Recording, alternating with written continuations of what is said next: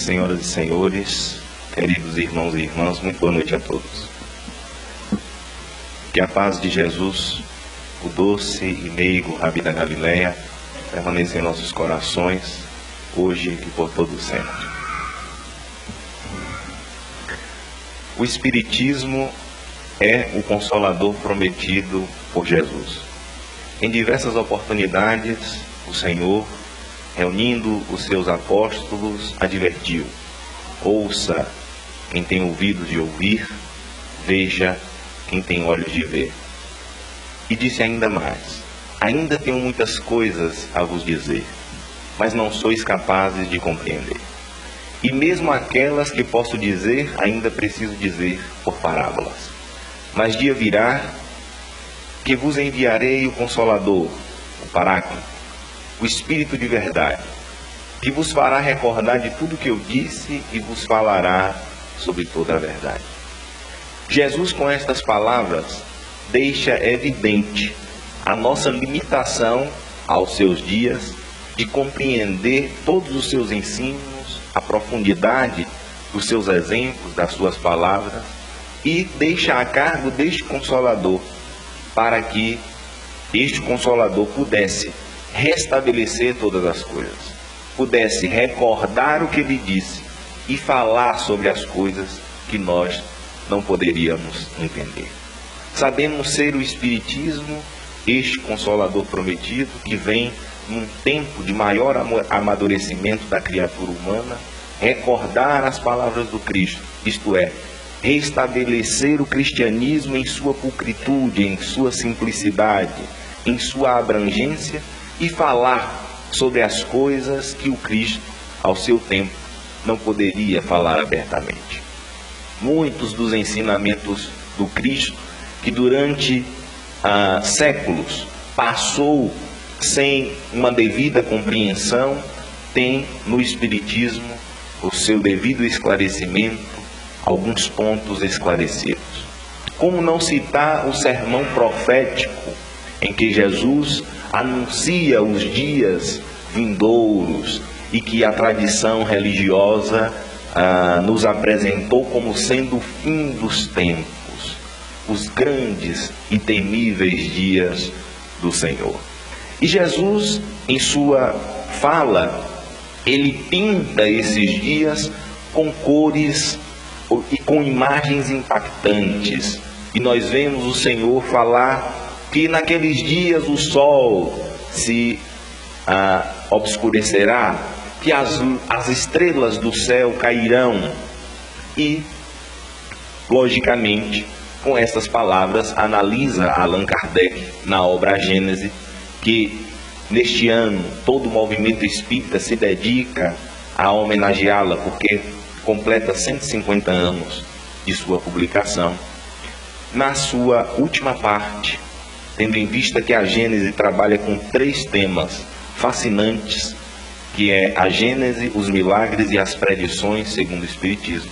Portanto, na parte das predições, que é a visão do futuro, Allan Kardec, estruturando o ensino dos Espíritos, apresenta a toda a humanidade que estes tempos, o fim dos tempos que nos apresenta a tradição religiosa, na verdade, é um período de transição, um período em que nós experimentaremos desafios e seremos convocados a contribuir com o Cristo nesta grande obra de regeneração.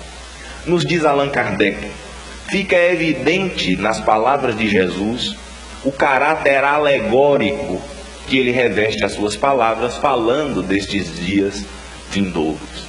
E ele deixa para a posteridade informações que nos dão condições de analisar, que são alegorias às suas palavras. Por exemplo, hoje nós sabemos ser impossível as estrelas caírem do céu. A época do Cristo, nós recordamos, era uma crença generalizada que nós estávamos no centro do universo, em cima existia o céu, embaixo o inferno, e que as estrelas existiam e foram criadas por Deus. Esta era a concepção, criadas por Deus para iluminar a nossa noite. Esta era a nossa crença. Então, quando o Cristo, utilizando estas palavras impactantes, que certamente chamou a atenção de nós, naquela época, inteligências ainda limitadas, com estas palavras ele deixa para a posteridade informações demonstrando o seu caráter alegórico. Nos diz Allan Kardec, analisando as palavras de Jesus. Em determinada altura, Jesus diz: em verdade eu vos digo, que vós não conhecereis a morte sem que estas coisas aconteçam. E Kardec reflete em A Gênese que das duas uma: ou Jesus se equivocou, porque todos os seus apóstolos conheceram a morte, inclusive foram martirizados, com exceção de João, e estas coisas que ele anunciou não aconteceram, ou certamente o Cristo estava falando das reencarnações futuras dos apóstolos, que certamente neste período de transição estariam no corpo físico, presenciando e contribuindo para esta fase de renovação do planeta terrestre. Então nós percebemos assim que o Espiritismo possui a chave para a compreensão de muitos dos ensinamentos de Jesus. E a doutrina espírita nos traz informações que nos dão tranquilidade, que nos dão serenidade para nós podermos enfrentar esses dias tão tumultuosos em que nós estamos inseridos. E nós chamamos a atenção porque ao espírita cabe a análise de como estamos nos comportando nesses dias. Será que temos vivido ao influxo da avalanche de informações, muitas vezes pessimistas? Será que estamos nos permitindo o pessimismo? E nós costumamos afirmar que é um contrassenso ser um espírita pessimista, porque a mensagem espírita não nos deixa nem sequer uma brecha para que nós possamos alimentar o pessimismo. A mensagem espírita é toda de esperança, e por isso não existe palavra melhor para definir o espiritismo do que consolador. É o consolador, que independente de qualquer situação que estejamos vivenciando, nós temos a oportunidade de compreender, sejam elas quais forem. Mergulhados nas crises mais acerbas, temos a possibilidade, em bem compreendendo os princípios espíritas, de ter esperança de que dias melhores virão. E nós, infelizmente, quando se fala de transição planetária, nós já ouvimos alguns companheiros nas casas espíritas dizerem: mundo de regeneração vai demorar muito, porque nós estamos de mal a pior. Olha o mundo como está, é só olhar à sua volta. Brasil, coração do mundo, pátria do Evangelho. Ou o Chico estava muito entusiasmado, ou o Emmanuel se equivocou. O Brasil, logo o Brasil, um país que bate recordes nos índices de corrupção, nos índices de violência, no consumo de drogas, na exploração sexual infantil, este teria sido o país escolhido pelo Cristo para a pátria do Evangelho, para albergar o coração do mundo. E nós, infelizmente, encontramos companheiros que se entregam a esse tipo de interpretação e de comportamento. Mas nós constatamos esta confusão porque, infelizmente, a Gênese, que neste ano completa 150 anos de publicação, infelizmente, é um dos livros da codificação. Para aqueles que estão tendo acesso ao Espiritismo pela primeira vez, ou um primeiro contato, nós recordamos que o Espiritismo se compõe de 5 obras fundamentais, sendo elas o livro basilar e o primeiro a ser publicado, o Livro dos Espíritos. Este Livro dos Espíritos, que é dividido em 4 partes, conforme já tivemos a oportunidade de analisar em uma exposição anterior. Este livro dividido em 4 partes, aplicando-se o método experimental, e nós temos outras 4 obras que desenvolvem cada parte de O Livro dos Espíritos. Nós temos, portanto, o Livro dos Médiuns, desenvolvendo a segunda parte de O Livro dos Espíritos, o Evangelho segundo o Espiritismo, desenvolvendo a terceira parte, as leis morais do Livro dos Espíritos, o Céu e o Inferno, desenvolvendo a quarta parte de O Livro dos Espíritos, e por fim, a Gênese, os milagres e as predições segundo o Espiritismo, desenvolvendo a primeira parte de O Livro dos Espíritos. E, infelizmente, a Gênese é uma das obras menos lidas do movimento espírita. E algumas pessoas dizem, e eu já disse isso aqui uma vez, algumas pessoas dizem assim, mas é porque é uma obra muito técnica, tem muito termo científico, é difícil. A pessoa que diz isso dá provas de que iniciou a leitura, passou 2 páginas e desistiu de ler. Porque nós temos sim alguns termos científicos. Lá no início do livro, quando Allan Kardec vai analisar alguns parâmetros que a ciência nos traz quanto à origem do universo. Mas o livro é um livro fantástico, porque ele trata de 3 temas instigantes que sempre aguçaram a nossa curiosidade enquanto humanidade. O primeiro, a gênese, a origem das coisas. Sempre foi um questionamento que permeou o pensamento humano. Como as coisas se originaram? E Allan Kardec faz uma análise do que a ciência afirma, do que a religião tradicional nos apresentou e a informação que os espíritos nos trazem. Tendo em vista e fazendo-se um destaque de que os espíritos nos dizem, olha, é muito mais interessante para vocês, humanidade encarnada, homens encarnados, investigarem a vossa natureza, o que são, de onde viemos, para onde vamos, porque investigar as causas primeiras, investigar a natureza de Deus, como as coisas se deram origem, ainda é uma realidade, ainda são conhecimentos que estão muito além da capacidade humana. E os espíritos assim nos deixam informados de que dia virá que nós teremos a oportunidade de acessar esses conhecimentos. O segundo tema tratado pela Gênese, os milagres, os tidos milagres de Jesus, que sempre foram vistos e apresentados pela religião tradicional como sendo fenômenos extraordinários, que estivessem no campo do sobrenatural e do maravilhoso. E Allan Kardec, analisando o ensino dos espíritos, depois de mais de 10 anos de trabalho e de investigação com os imortais, coloca na Gênese que Jesus não fez nada mais do que dar aplicabilidade a uma faculdade natural que não tem nada de extraordinário e nada de privilégio, que é a mediunidade, acessível a todos os homens. E também com a sua capacidade de espírito puro, manipulando os fluidos. E, por fim, as predições, que são este fim dos tempos que o Espiritismo nos apresenta. A informação que os Espíritos nos trazem desses tempos chegados são informações que nada tem a ver com superstições, que nada tem a ver com informações que nos apavorem, porque nós refletimos que muitas vezes, quando se fala em transição planetária, nós já pensamos logo em desastres. A gente já pensa logo em terremoto, em vulcões explodindo, né? E estamos sempre vinculados a fenômenos externos que venham a acontecer para que este mundo possa se transformar.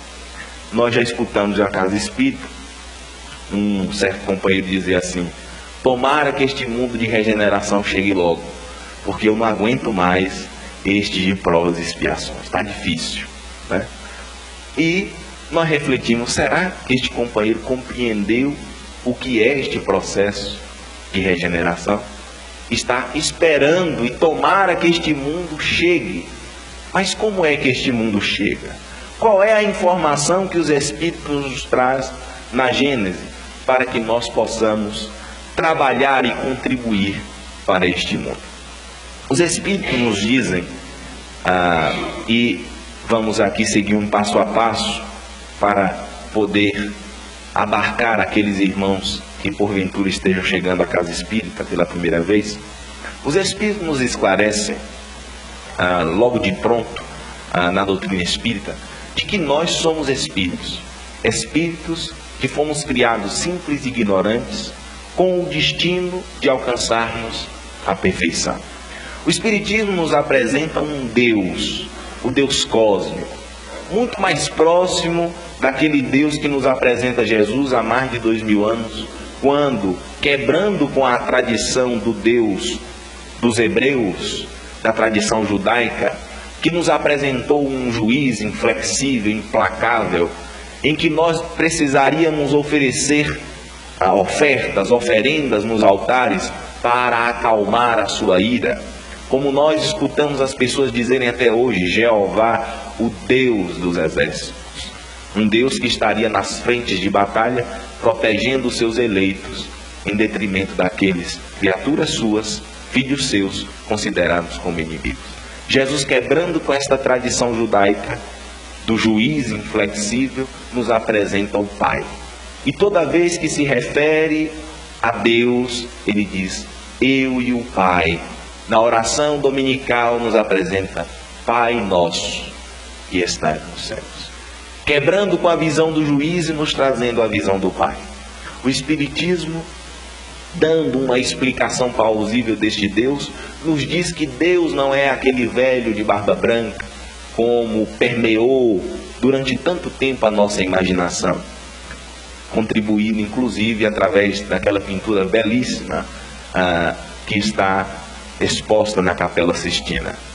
E nos apresenta um Deus cósmico, um Deus que não tem propriedades humanas, um Deus soberanamente justo e bom, que nos ama incondicionalmente e que não quer nos punir, mas que nos oferece oportunidades para que nós aprendamos. Este é o objetivo de Deus. Assim, reformula toda uma concepção de justiça, de amor, de caridade, demonstrando que este Deus nos oferece quantas oportunidades forem necessárias para que nós possamos nos reabilitarmos, para que nós possamos alcançar o objetivo de nossas existências, que é alcançar a perfeição. O Espiritismo, assim, nos informa que todos os espíritos, todos nós, estamos inseridos numa lei de progresso, a todos inerente, e que, diferentemente como outras doutrinas religiosas nos apresentou a reencarnação, porque lembra-se que a reencarnação já era uma crença difundida em outras doutrinas religiosas antes mesmo do Espiritismo, a exemplo dos egípcios, a exemplo dos hindus, mas com uma diferença, porque ninguém e nenhuma outra doutrina nos apresentou a reencarnação como o Espiritismo nos apresenta. Por exemplo, os hindus acreditavam na metempsicose, que era a possibilidade de nós reencarnarmos em animais, como reencarnações punitivas para corrigir os nossos equívocos. Então poderíamos, por exemplo, reencarnarmos em um cachorro, em um cavalo, em uma barata.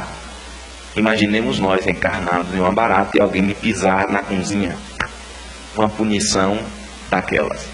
E o Espiritismo então nos diz, não existe retrocesso neste mecanismo evolutivo. Ninguém retrograda. Todos estão inseridos numa lei de progresso.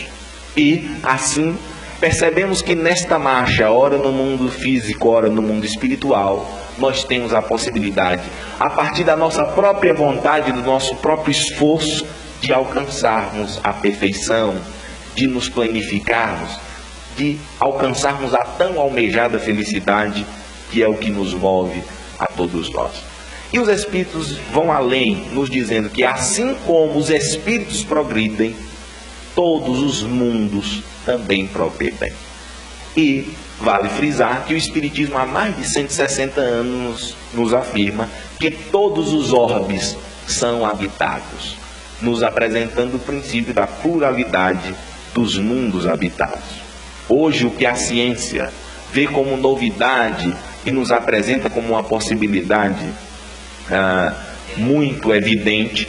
O Espiritismo há mais de 160 anos, através do ensino dos Espíritos, nos diz que todos os planetas são habitados. E Deus não cria nada no universo para ser destinado à ociosidade.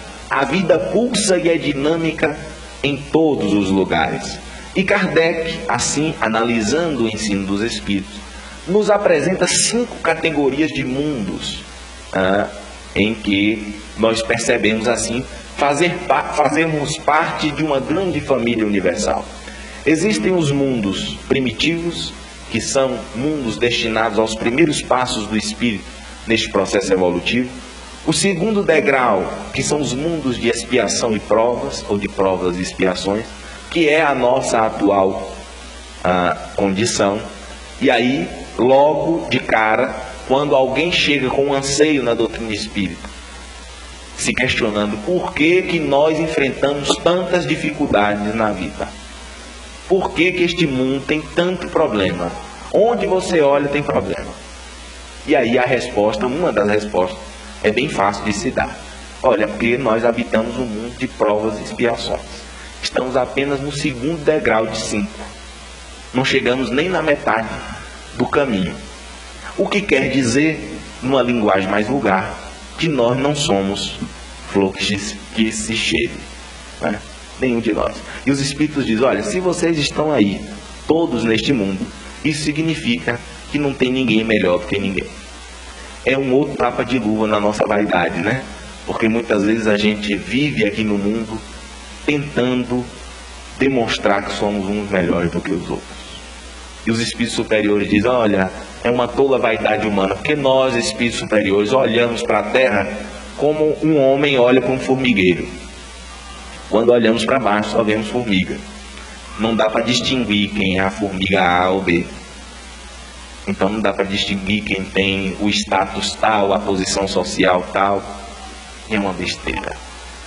Sem falar que os Espíritos nos dizem, olha, não tem melhor do que ninguém melhor do que ninguém, porque nós somos criados de igual forma, tendo as mesmas condições. E o que nos diferencia é o período em que fomos criados, porque naturalmente existem espíritos mais experienciados do que outros, com mais idade de experiências do que outros, e também a nossa vontade. O que vos diferencia é o amor. Quem muito ama se destaca. E nós percebemos que realmente aqueles que permanecem em nossas lembranças são os que muito amam. Hoje caiu no esquecimento os grandes Césares de Roma. Quem são os Césares de Roma? Roma, com todo o seu poder e a sua pompa, não passa de escombros. Mas aquele que muito amou, Jesus, permanece. Irmã Dulce permanece. Madre Teresa de Calcutá permanece. Francisco Cândido Xavier permanecerá, porque muito amaram. Mas aqueles que vivem de nariz empinado tendem a ser esquecidos. Então os Espíritos nos dizem, nós estamos no segundo degrau da escala evolutiva. E estamos neste período de transição justamente tentando alcançar o terceiro estágio, que é o de mundo de regeneração ou mundos regeneradores. Mais adiante temos os mundos felizes ou ditosos, onde o bem impera, e por fim os mundos celestes ou divinos. Ao nos apresentar isto, os Espíritos nos esclarecem. Os mundos progridem com o progresso dos seus habitantes. Os mundos progridem como consequência do progresso dos seus habitantes. E aí eu não entendo por que nós, quando se fala em transição planetária, a gente pensa em desastre, em caos, em interrogação das leis divinas. Porque os Espíritos são claros, o mundo, para melhorar de condição, ele precisa do melhoramento dos seus habitantes. Então, quando se falar de transição planetária, o que nós precisamos pensar, em primeiro plano, é na transformação de nós mesmos, tão urgente e que Jesus espera de cada um de nós.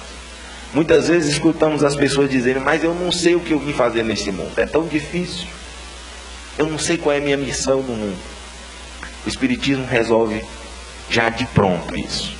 A missão principal de cada um de nós não é nada para com os outros. A missão principal, primordial, de cada um dos encarnados é o compromisso de se tornar um indivíduo melhor. E muitas vezes as pessoas dizem, mas certamente eu acho que eu vim para evangelizar meu marido, minha esposa, meus filhos. Essa é a minha missão. Meu karma. Né? Ah, não, aquele menino eu vim aqui para poder evangelizá-lo. Não, aquele meu marido só pode. Né? Eu vim aqui de forma abnegada para tirar aquele homem da perdição. Né? Não é possível. Quando descobre que aqui no Espiritismo que a gente tem um planejamento reencarnatório, né? A gente já escutou algumas pessoas falar, mas será que tem esse planejamento mesmo? Que não é possível que eu tenha pedido para reencarnar e casar com esse homem. Mas é. E muitas das nossas dores, que quando a gente chega aqui e a gente se revolta, e a gente questiona a misericórdia divina, por que comigo, Senhor? Tanta gente ruim no mundo, vem acontecer essas coisas logo comigo. Aí, na doutrina espírita, a gente percebe, olha, foi você mesmo, que no momento de lucidez no mundo espiritual, sabendo de suas reais necessidades, pediu para poder passar, com o compromisso de superar aqueles desafios. Então nós precisamos estar atentos a estas questões. Então, assim, nós percebemos a grandeza da vida e este compromisso primeiro de se melhorar. Os Espíritos dizem, o dever, cumprir o dever no mundo, é uma obrigação moral, primeiro para consigo, depois para com o próximo. E muitas vezes a gente esquece disso. A gente quer realizar, né, os trabalhos de melhoria para o próximo, se esquecendo de nós mesmos. E este é o primeiro compromisso de nós, porque assim, em se melhorando, em se tornando uma pessoa mais amorosa, uma pessoa mais paciente, uma pessoa mais compreensiva, sendo exemplo para as outras pessoas, aí sim nós estaremos contribuindo para um mundo melhor. Muitas vezes nós nos inserimos em passeatas, em movimentos que reivindicam um mundo melhor, o fim da corrupção, a paz no mundo, e nos esquecemos de nos questionar, será que em minhas atitudes cotidianas eu tenho me tornado alguém mais pacífico? Será que em minhas relações, no trabalho, em casa, eu tenho me permitido algumas situações que não condizem com a ética e com a moral? É algo que nós precisamos nos questionar nesses dias tumultuosos, nesses dias difíceis. Nos diz Allan Kardec, os fenômenos geológicos poderão acontecer nesta época de transição, como naturalmente aconteceram em todas as eras, marcando assim o progresso físico e material do planeta. Mas esta não deve ser a nossa preocupação primordial. Quando Jesus fala daqueles rumores de guerras, daquelas movimentações, com aquelas palavras impactantes, nos diz Allan Kardec, na verdade, Jesus não estava falando de fenômenos externos, ele estava falando do mundo íntimo dos indivíduos, que estariam remexidos nesses dias de transição, convidando as criaturas para despertarem para a real condição de espíritos imortais que somos. E nós somos testemunhas vivas desses dias anunciados pelo Senhor. Nos diz Bezerra de Menezes, já estamos inseridos nesta grande transição. A transição planetária não é um fenômeno que nós iremos ver, nós já estamos presenciando. Nunca os índices de depressão, de suicídio, foram tão alarmantes. Estando em meio e aumentando os seus índices, inclusive em meio à juventude e à infância. que são idades que deveriam ser a idade das expectativas, dos ideais, como nós costumamos dizer, a flor da idade, desabrochando. E a depressão e o suicídio têm se insinuado, inclusive entre os jovens e entre as crianças. Então passamos por períodos turbulentos. E quando nós analisamos o mundo, e quando nós dizemos o mundo infelizmente materialista, predominantemente materialista, que nos apresenta algumas ideias que nós precisamos refletir como espíritas, nesses tempos chegados. Será como nós temos vivido? Será que o Espiritismo tem sido apenas uma doutrina que nos abrilhanta o intelecto, que nos traz um pouco de esperança e só basta? Ou será que realmente o Espiritismo tem sido uma luz em nossas vidas para que nós possamos bem nos conduzir diante desses desafios que enfrentamos? Muitas vezes a sociedade materialista nos apresenta ideias como: para sermos felizes precisamos consumir e acumular. E nós vemos as pessoas correndo, trabalhando, se esforçando, muitas vezes se dopando por conta de não aguentarem a carga de trabalho, para poderem acumular e consumir. E esperam essa felicidade, e esta felicidade não chega. E o que chega muitas vezes é o vazio existencial, é a perda do sentido da existência. Eu estou correndo para quê? Para que esta pressa? Qual o sentido da vida? Por que de tanto sofrimento e de tanto desafio? E aí o Espiritismo vem com este facho de luz, demonstrando a todos nós onde estão os nossos reais valores. Encontramos algumas pessoas dizendo: mas quando eu me casar com aquela pessoa eu vou ser feliz.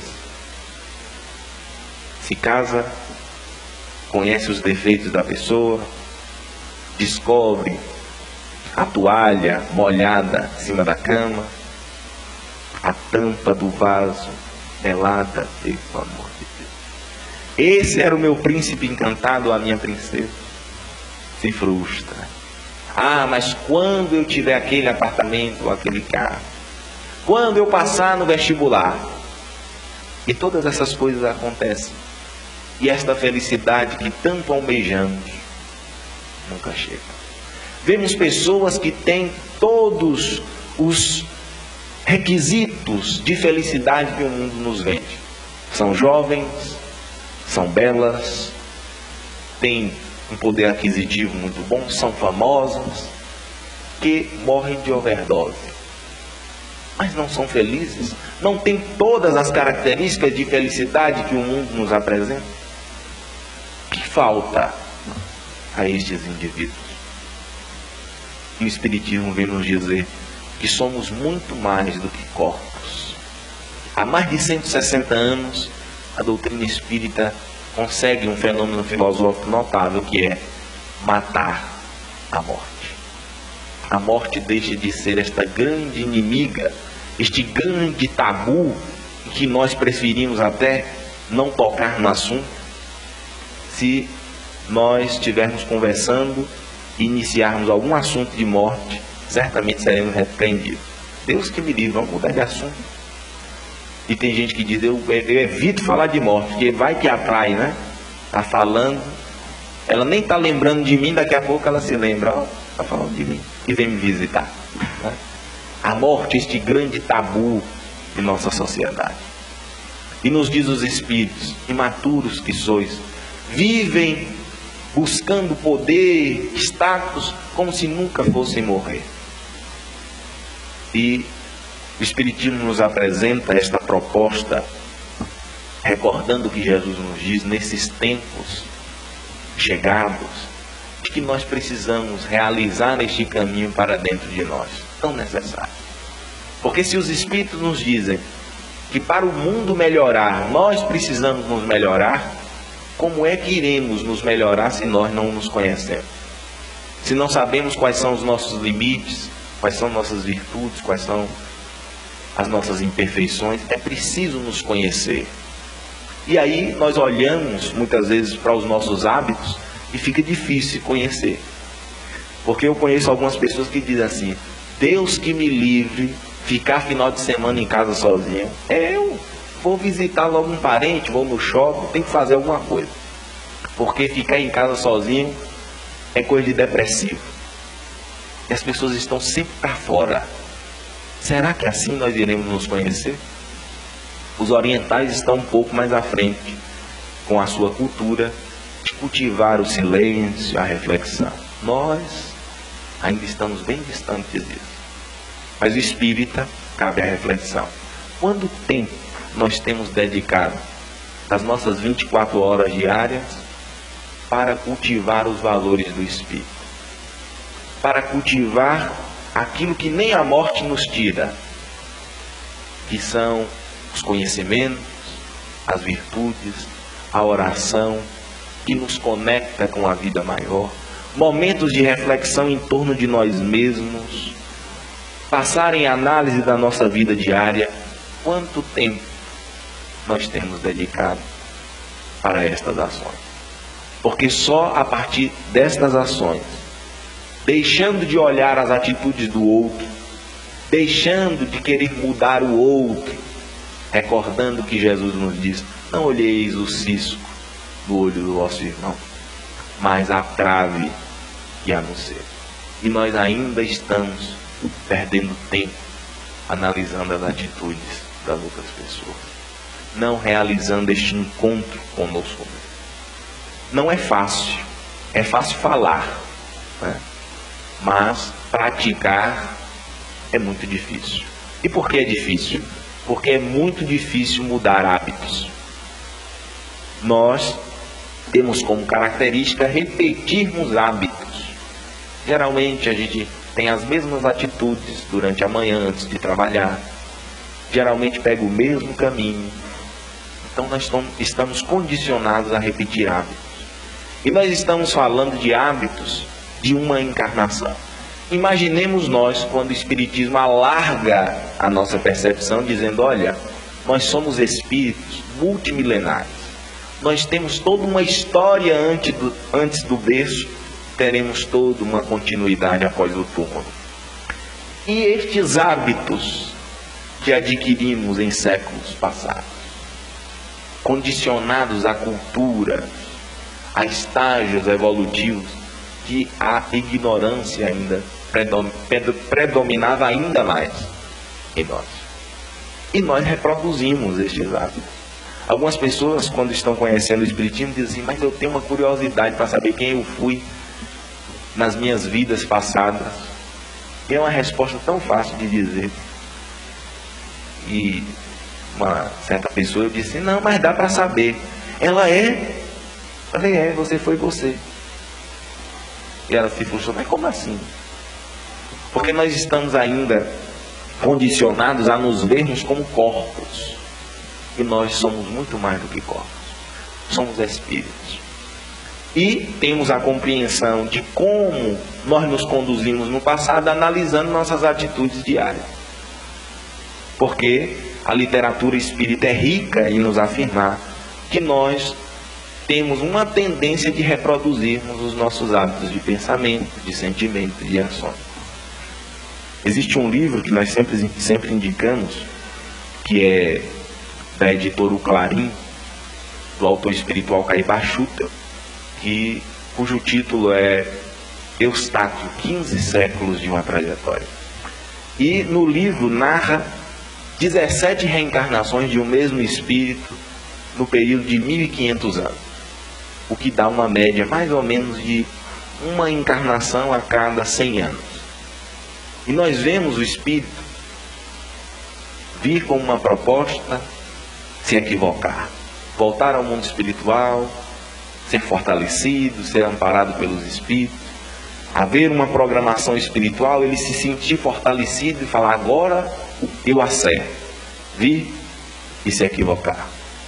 E para aqueles que já leram o livro, vão constatar, chega uma hora que dá uma agonia: mas será que esse indivíduo não vai se acertar nunca? Porque ele vem e se equivoca, vem e se equivoca. Nós só vamos perceber uma melhora mais acentuada no espírito 5, 6 reencarnações lá adiante. Então, se nós tivermos curiosidade de saber quem nós fomos, é só analisar quem nós somos, porque nós temos uma tendência de reproduzir os hábitos. É só analisar quais são os seus hábitos de pensamento, quais são os sentimentos que ainda nós trazemos, o que lhe tira do sério, quais são suas tendências. Somos nós. E a doutrina espírita é este manancial de possibilidades para termos esse encontro conosco mesmo. Como eu disse, mudar hábitos não é fácil. Imaginemos hábitos seculares que trazemos conosco. Para este processo de autoencontro é necessário coragem e disposição. Porque muitas vezes, quando realizamos esta análise de nós mesmos, nós iremos encontrar coisas não muito boas. E nós precisamos ter a maturidade e a tranquilidade de se aceitar e dizer: esta é a minha condição, mas neste lugar eu não quero ficar. E trabalhar para se melhorar. Porque o Espiritismo nos esclarece que se nós negligenciamos durante a existência física este processo de autoencontro, chega um momento que nós teremos de ter este encontro. E é inexorável, que é no momento da morte. E a morte chega para todos. E nos diz os Espíritos, é muito mais tranquilo, menos traumático realizar este autoencontro durante a encarnação. Conhecer-se, analisar-se e tentar se melhorar. Porque os Espíritos nos relatam na literatura espírita de que existe um fenômeno quando do desprendimento do corpo físico que é peculiar a todos, que é o relato de que quando o perispírito, o corpo ou o corpo astral, está se desligando do corpo físico, o espírito percebe a sua vida, o flash ou o filme de sua vida passa em sua tela mental.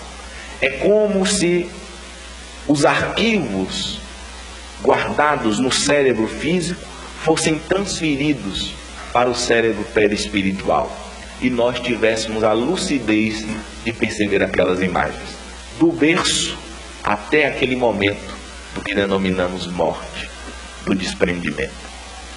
Frederico Figner, no livro Voltei, através da mediunidade de Chico Xavier, nos relata de que detalhes mínimos de sua vida foram passando, que ele nem se lembrava mais, e passando como que num flash, e nos momentos de atitudes boas passava como em câmera lenta para serem registradas, e quando tinham atitudes ruins também passava em câmera lenta a fim de serem registradas.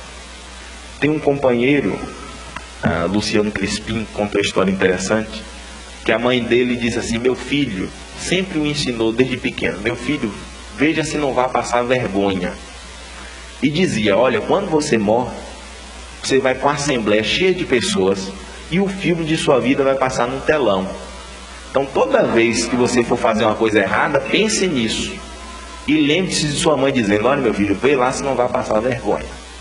Então ele disse que isso sempre foi um freio para ele. Quando ele pensava em fazer uma coisa errada, ele: vou fazer manhã passar vergonha. Aí desistia do erro. E aí, depois que ele conheceu o Espiritismo, ele diz: olha, pode até não passar no telão, mas vai passar para mim mesmo. E o Espiritismo nos esclarece: não existem juízes externos para nos apontar os nossos erros. O juiz somos nós mesmos, através da nossa própria consciência. Então, se nós vivemos uma vida de aparências, porque no mundo físico nós temos esta possibilidade de vivermos aparentando o que nós não somos, muito dificilmente nós realizaremos este autoencontro. Porque aqui no mundo físico dá para fingir ser alguém que você não é. Dá para se apresentar muito simpático, sorridente, mas muitas vezes corroído por dentro pelo ciúme, pela inveja, por sentimentos de rancor, de ódio. Mas quando nós chegamos no mundo espiritual, não dá para fingir, não dá para aparentar ser alguém que você não é, porque o Espírito se mostra como é. O Espírito é percebido pelos seus pensamentos, pela sua sintonia, pela sua vibração, pela energia emanada. E quando chegamos neste momento de desprendimento do corpo físico, em que este filme da nossa vida passa, se nós não nos conhecemos, nós costumamos dizer, é traumático.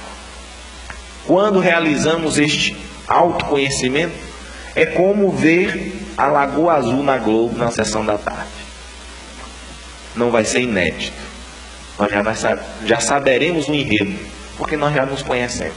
Difícil é quando chega neste momento de desprendimento, que a gente olha aquele filme passando e muitas atitudes em câmera lenta, e a gente olha e fala, meu Deus do céu, quem é aquele ali? Quem é aquele ator principal que está fazendo aquelas coisas? E aí você vai constatar que é você mesmo. Difícil é chegar neste momento e não reconhecer-se a si mesmo, e ter este encontro consigo mesmo de forma tão traumática. Então a doutrina espírita nos faz este convite para nesses tempos, nos tempos de mudança, nos tempos novos em que o Senhor e os Espíritos nos apresentam este mecanismo onde a Terra passa por um momento de depuração, onde espíritos nobres vêm encarnar-se conosco para nos auxiliar, onde aqueles espíritos que fazem o mal pelo mal, ou seja, que não foram ainda tocados pelo bem, não terão momentaneamente mais oportunidade de reencarnar-se na Terra. Isso desde os anos 70, este processo que os Espíritos nos esclarecem ser o de transmigração das almas, em que os mundos são solidários uns aos outros, os mais evoluídos, ajudando aqueles que ainda se encontram na retaguarda. Termos a consciência de que tudo está como deve estar, de que não existe o caos, de que não devemos temer mal algum, a não ser aquele que ainda existe em nós.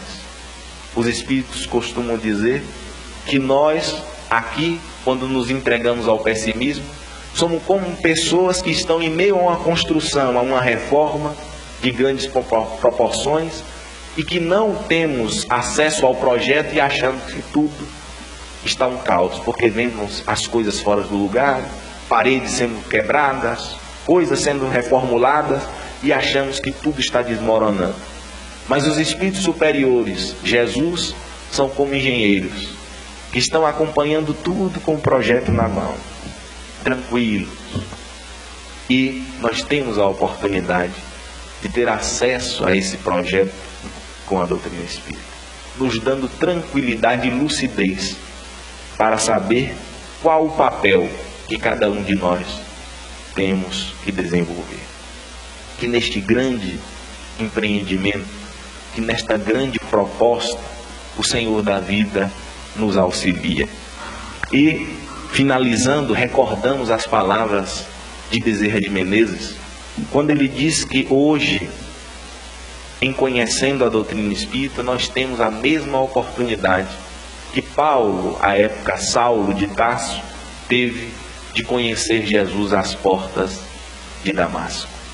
Ele nos diz em analogia que Saulo, que estava indo a Damasco perseguir os cristãos, encontra-se com Jesus, vê a sua grandeza e de pronto, após ser interrogado pelo Senhor, Saulo, Saulo, por que me persegues?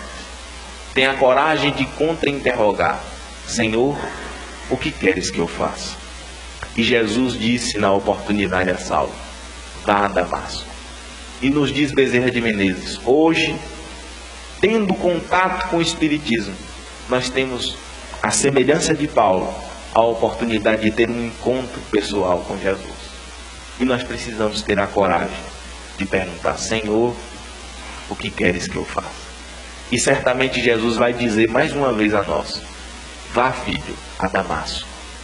Mas que Damasco hoje é a província de nossa própria consciência. Esta viagem para dentro de nós tão necessária e que muitas vezes nós negligenciamos.